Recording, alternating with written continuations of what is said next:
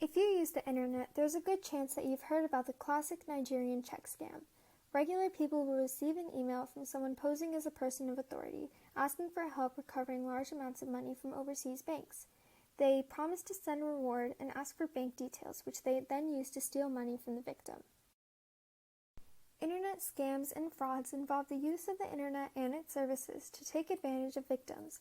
These scams are extremely effective because as new technology develops, scammers evolve their tactics to target unsuspecting victims.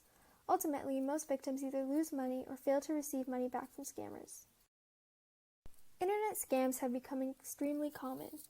In 2019, the Federal Trade Commission received 1.7 million consumer reports related to fraud, with over $1.9 billion being lost to scammers.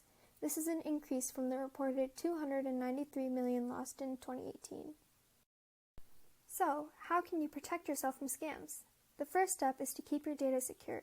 You can start by setting up two-factor authentication, which adds a second layer of protection to your accounts, and by installing an antivirus software to detect any malicious activity on your device. You should also use strong passwords and avoid using public devices or networks to access sensitive information. The second step is to not trust unsolicited phone calls. The number one method of contact for scammers is by phone calls, so if you receive a call from a number you don't recognize, don't answer it. It is also important to remain suspicious of the caller ID that appears on your phone because it is easy for scammers to fake caller ID information. The third step is to consider payment methods. Beware of unusual payment method requests. The most common methods of payment for scammers are wire transfer, credit cards, cash or cash advances, gift cards, and reloadable cards.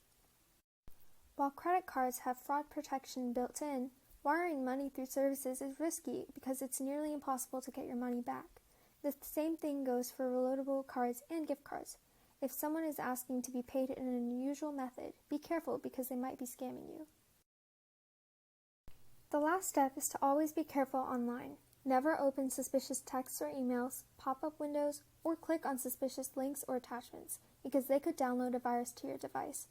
Use reputable, trusting shopping services when shopping online, and remember that you can ensure the legitimacy of a person or company with a quick Google search. Ultimately, it is critical to never forget that scams exist. However, with the right tools and knowledge, you can protect yourself and your information. You can sign up for free scam alerts from the Federal Trade Commission, and if you are a victim of fraud, you can file a complaint if necessary at ftc.gov/complaint. Thanks for watching, and for more information about avoiding scams and staying safe online, be sure to check out our website, Everyday Security.